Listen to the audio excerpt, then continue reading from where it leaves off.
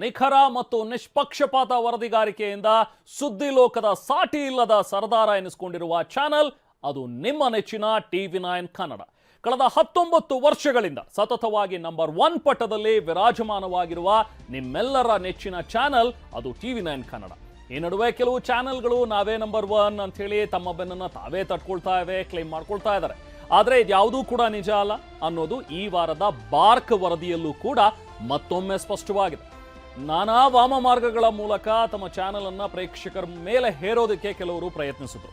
ಆದರೆ ಕರ್ನಾಟಕದ ಪ್ರಜ್ಞಾವಂತ ಪ್ರೇಕ್ಷಕರಿಗೆ TV9 ಕನ್ನಡ ಅಂದ್ರೆ ಅಚ್ಚುಮೆಚ್ಚು ಅನ್ನೋದನ್ನ ಮತ್ತೆ ಮತ್ತೆ ಅವರು ಸಾಬೀತುಪಡಿಸಿದ್ದಾರೆ. ಹೀಗಾಗಿನೇ TV9 ಕನ್ನಡ ನಂಬರ್ 1 ಪಟ್ಟವನ್ನ ಮುರಿಯೋದಕ್ಕೆ ಯಾರಿಂದಲೂ ಸಾಧ್ಯ ಆಗಿಲ್ಲ. ಇದು TV9 ಕನ್ನಡದ ಮೇಲೆ ಕರ್ನಾಟಕದ ಮಹಾಜನತೆ ಇಟ್ಟಿರುವಂತಹ ವಿಶ್ವಾಸ ಮತ್ತು ಭರವಸೆಗೆ ಸಾಕ್ಷಿ. ಸತತ 19 ವರ್ಷಗಳಿಂದ TV9 ಕನ್ನಡವನ್ನ ನಂಬರ್ 1 ಸ್ಥಾನದಲ್ಲಿ ಇಟ್ಟಿರುವ ಕರ್ನಾಟಕದ ಜನತೆಗೆ, ನಿಮಗೆ TV9 ವತಿಯಿಂದ ಧನ್ಯವಾದಗಳನ್ನು ಅರ್ಪಿಸೋದಕ್ಕೆ ನಾವು ಹೆಮ್ಮೆ ಪಡ್ತೀವಿ.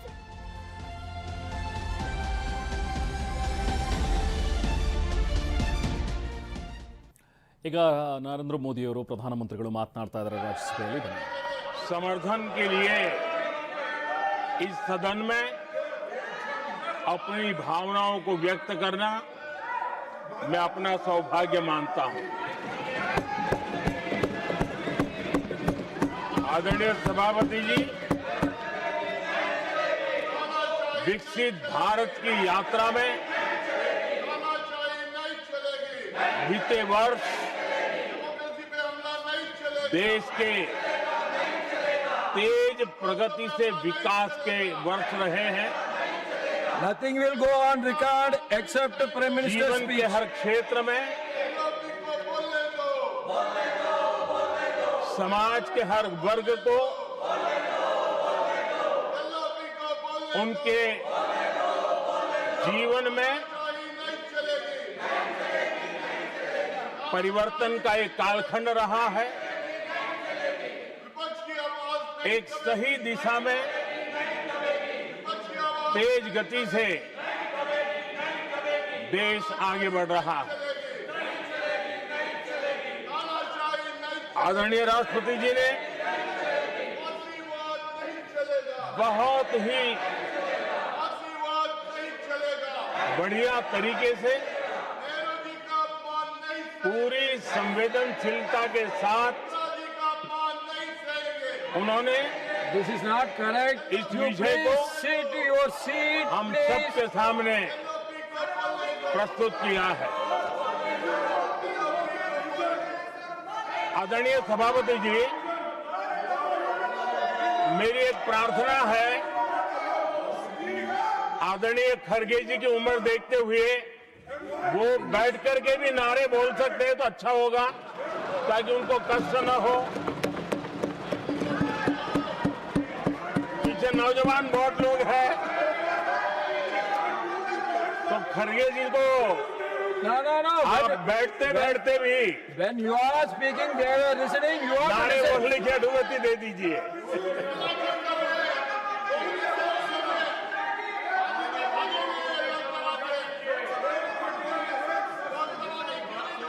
आदरणीय सभापति जी, राष्ट्रपति जी ने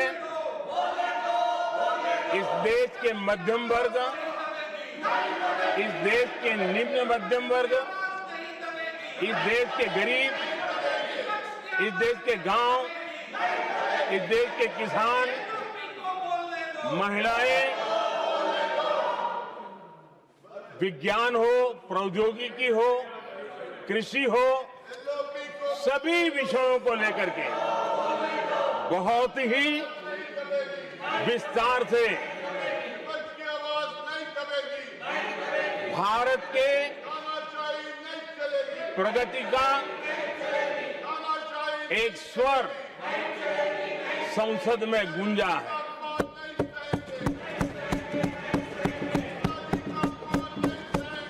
देश के नौजवान भारत के सामर्थ्य को कैसे आगे बढ़ा रहे हैं, इसकी भी विस्तार से चर्चा की है।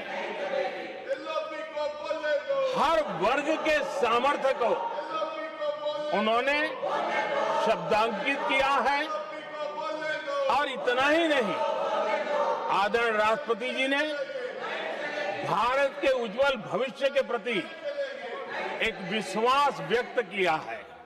ये अपने आप में हम सबके लिए प्रेरक है। आदरणीय सभापति जी, 21वीं सदी का प्रथम क्वार्टर पूरा हो चुका है, लेकिन ये दूसरा क्वार्टर जैसे पिछली शताब्दी में भारत की आजादी के जंग में दूसरा क्वार्टर बहुत ही निर्णायक बना था। मैं साफ साफ देख रहा हूं कि विकसित भारत के निर्माण की दिशा में ये दूसरा क्वार्टर भी उतना ही सामर्थ्यवान होने वाला है, उतना ही तेज गति से आगे बढ़ने वाला है। और इसलिए आदरणीय सभापति जी, राष्ट्र का हर व्यक्ति ये महसूस कर रहा है कि एक अहम पड़ाव पर हम पहुंच चुके हैं। अब न हमें रुकना है, न हमें पीछे मुड़ करके देखना है।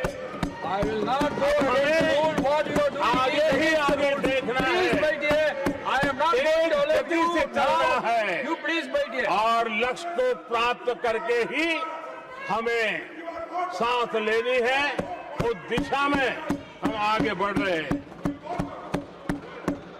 Nothing should go on record except the Prime Minister's speech.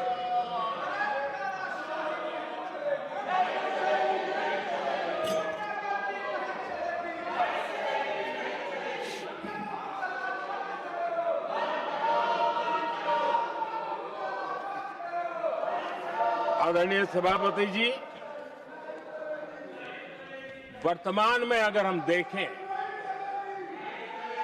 तो भारत के भाग्य के अनेक सुयोग एक साथ हमें नसीब हुए। ये अपने आप में बहुत ही उत्तम संयोग है, ऐसा मैं मानता हूं। सबसे बड़ी बात है, विश्व के समृद्ध से समृद्ध देश भी बुजुर्ग होते जा रहे हैं। वहां की आबादी उम्र के उस पड़ाव पर पहुंची है हम जिन्हें बुजुर्ग के रूप में जानते हैं। हमारा देश ऐसा है जो विकास की नई ऊंचाइयां छू रहा है। उसी समय दिनों दिन हमारा देश युवा होता जा रहा है, युवा आबादी वाला देश है। ये अपने आप में एक बहुत अच्छा सुयोग है। आदरणीय सभापति जी, दूसरी तरफ मैं देख रहा हूं जिस प्रकार से विश्व का भारत के प्रति आकर्षण बढ़ा है, और उसमें भी विश्व भारत की टैलेंट का महात्म्य समझ रहा है। हमारे पास आज दुनिया का बहुत ही महत्वपूर्ण टैलेंट पूल है, युवा टैलेंट पूल है, जिसके पास सपने भी हैं, संकल्प भी है, सामर्थ्य भी है। और इसलिए ये दूसरा सुयोग है। शक्ति का आशीर्वाद हमारे साथ है। आदरणीय सभापति जी,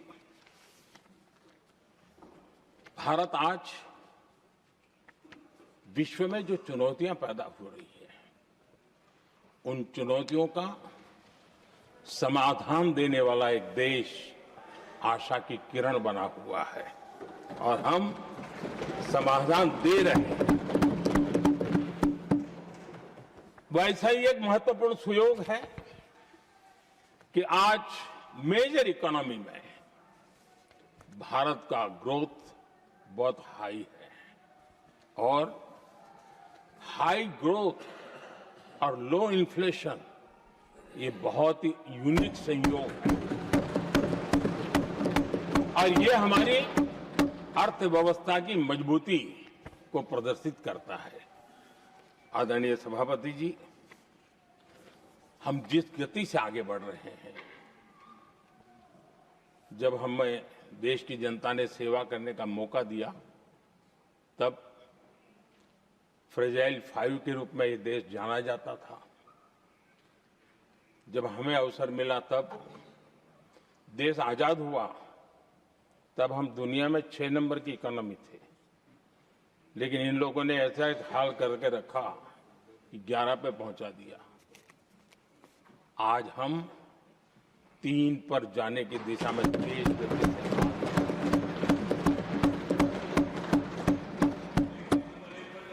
आदरणीय सभापति जी, आज कोई भी सेक्टर देश कीजिए, चाहे साइंस हो, चाहे स्पेस हो, चाहे स्पोर्ट्स हो, हर क्षेत्र में आज भारत एक कॉन्फिडेंस के साथ, आत्मविश्वास से भरा हुआ भारत है।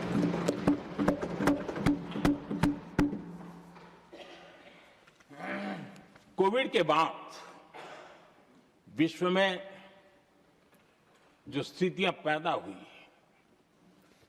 और ऐसी नई नई चीजें जुड़ती गई, आज दुनिया संभल नहीं पा रही है। ऐसे में साफ साफ नजर आ रहा है कि दुनिया एक नए ग्लोबल ऑर्डर की तरफ, नए वर्ल्ड ऑर्डर की तरफ आगे बढ़ रहा है। सेकेंड वर्ल्ड वॉर के बाद एक वर्ल्ड ऑर्डर बना था, अब एक नए वर्ल्ड ऑर्डर की तरफ विश्व बहुत तेजी से आगे बढ़ रहा है और सबसे बड़ी खुशी की बात है, सारी घटनाओं का अराजनीतिक तरीके से निष्पक्ष भाव से विश्लेषण करेंगे तो झुकाव भारत की तरफ है।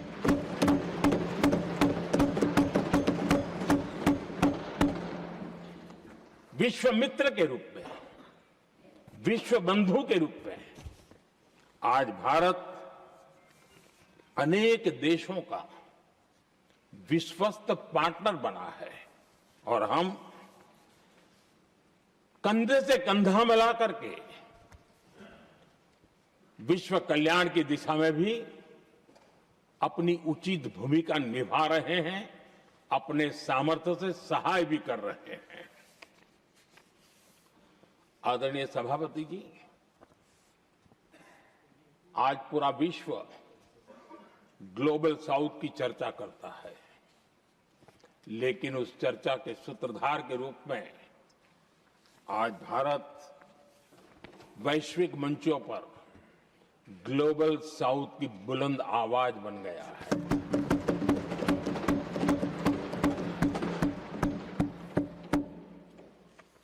अनेक देशों के साथ आज Bharat future ready trade deals कर रहा है। पिछले कुछ ही समय में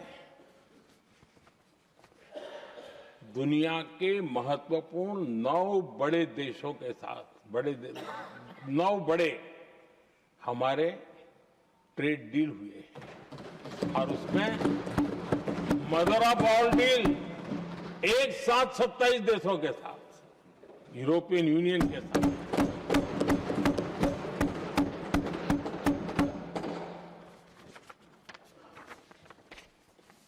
जो लोग थक गए,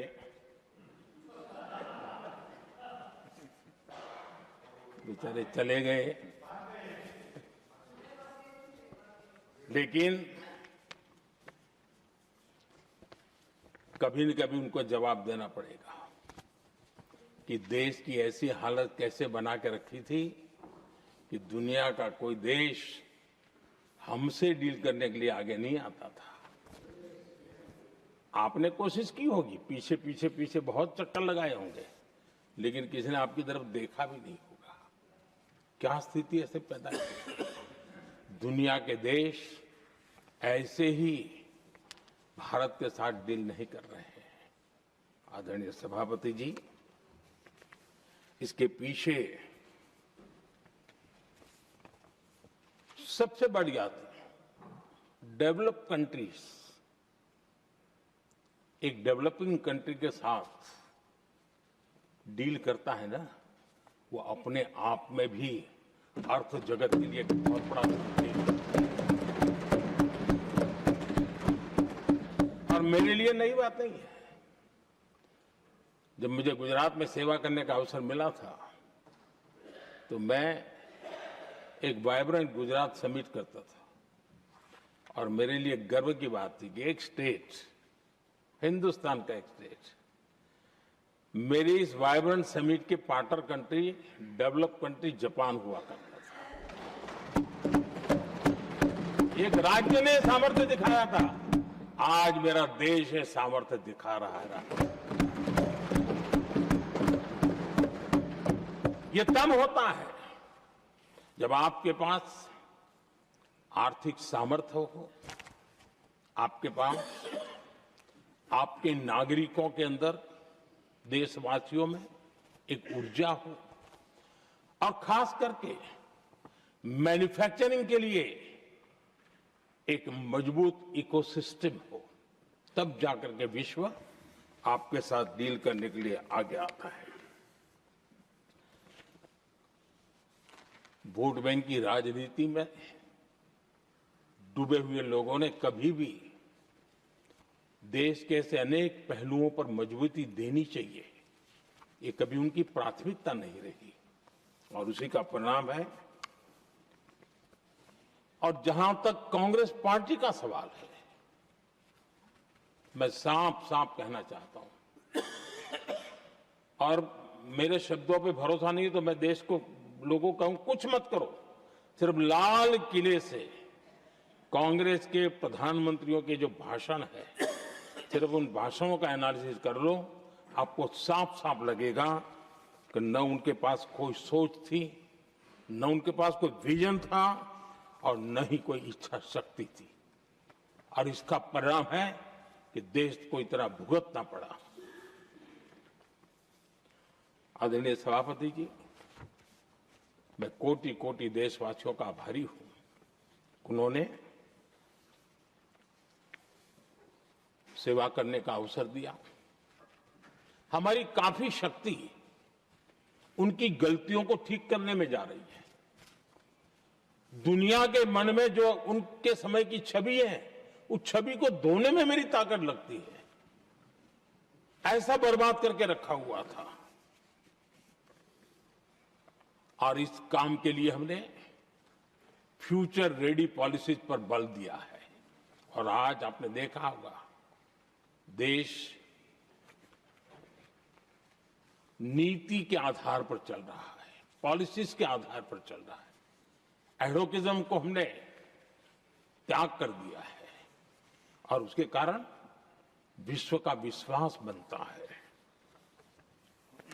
हमने रिफॉर्म, परफॉर्म, ट्रांसफॉर्म के मंत्र को लेकर के आगे बढ़े, और आज स्थिति ऐसी है कि देश रिफॉर्म एक्सप्रेस पर सवार हो चुका है।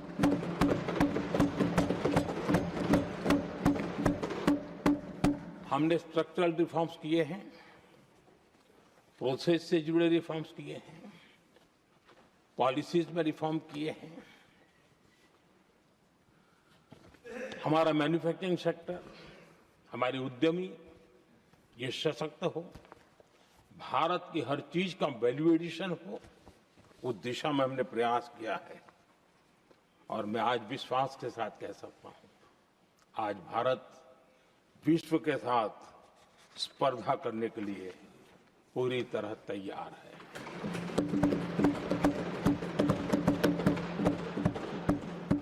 जब मैं विश्व के सीईओ फोरम की समिट देखता हूं, आज दुनिया हमारे उद्यमियों को समानता के रूप में देखती है। और जब पिछले दिनों सभी दलों के डेलीगेशन विश्व में गए थे, ये भाव उन्होंने भी अनुभव किया और आकर के मुझे सभी दल के माननीय सांसदों ने अपने अनुभव बता रहे थे, बड़ा गर्व से कह रहे थे कि हाँ, बराबरी से बात हो रही है।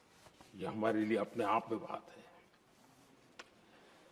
आदरणीय सभापति जी, एमएसएमई का बहुत बड़ा नेटवर्क जितना सामर्थ्यवान होता है, वो लंबे अरसे तक इकोनॉमी को एक ताकत देता है। हमने उस दिशा में बल दिया और हमने कई रिफॉर्म्स किए हैं। आज हमारे एमएसएमई नेटवर्क पर दुनिया का भरोसा बढ़ रहा है। बड़े बड़े हो सकता है हम हवाई जहाज नहीं बनाते होंगे, लेकिन कई हवाई जहाज है जिसमें कई पुर्जे मेरे देश के छोटे छोटे एमएसएमई बना रहे हैं। आदरणीय सभापति जी, देश में हुए इन प्रयासों का नतीजा सबके सामने है। बड़े बड़े देश भारत के साथ व्यापारिक संबंध बनाने के लिए बहुत ही आतुर है।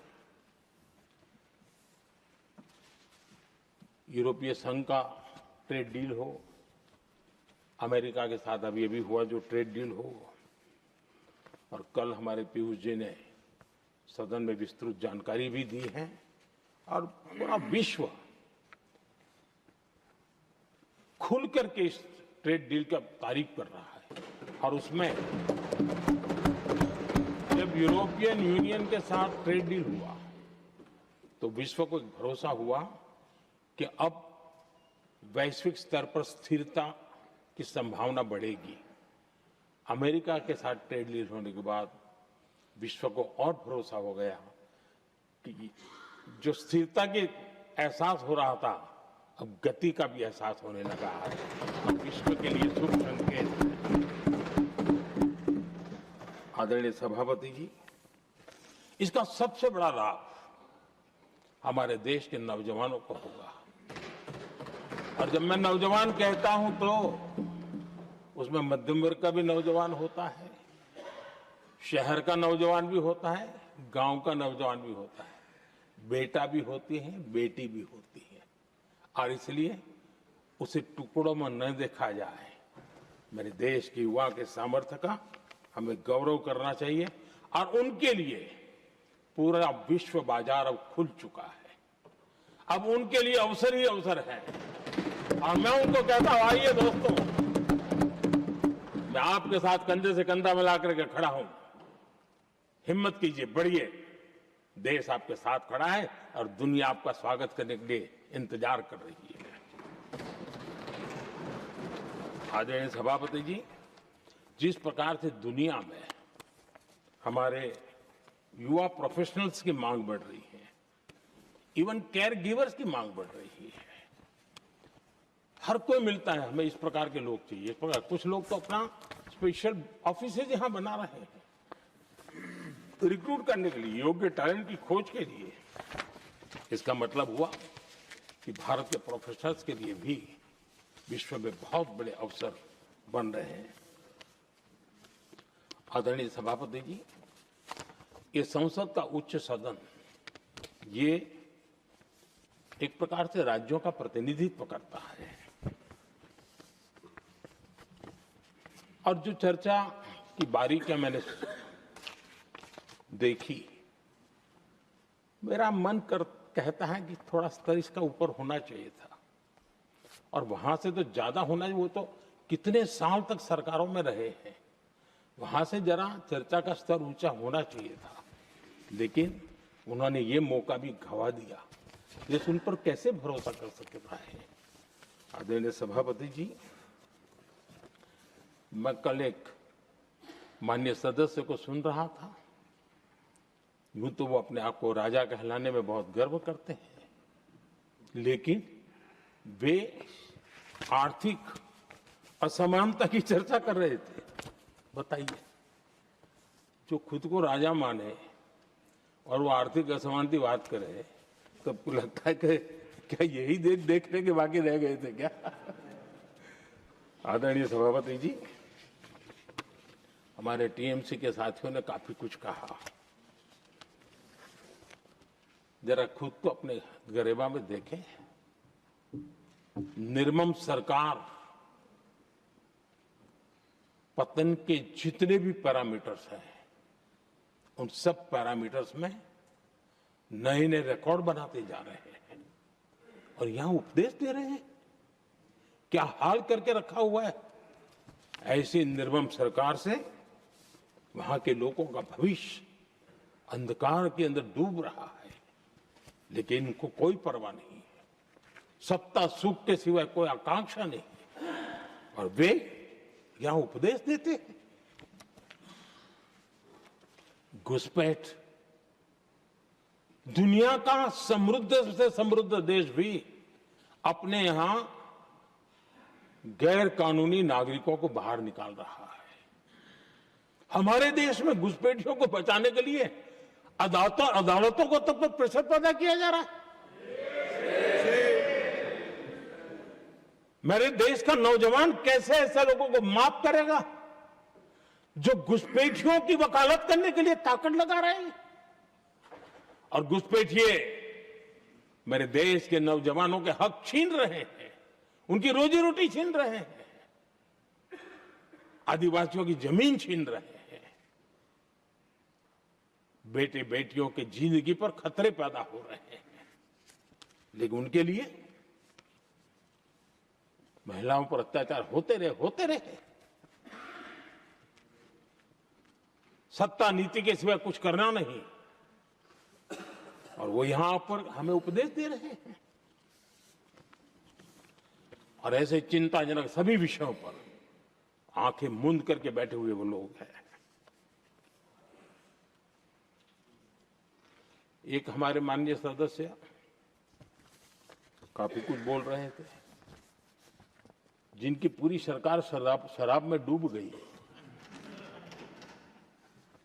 जिनके शीश महल घर घर में नफरत का कारण बन गए, और शायद उनको ब्लैक शब्द ज्यादा पसंद है। हर एक का अपना अपना एक भूतकाल होता है।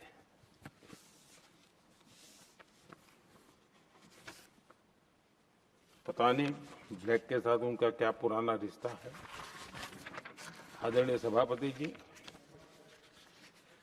ऐसे सभी साथियों से मैं आज जरूर कहूंगा, तुम कितना दुनिया को धोखा दोगे, तुम कितना दुनिया को धोखा दोगे। आईना देख लिया तो अपनी सच्चाई कहां छिपाओगे।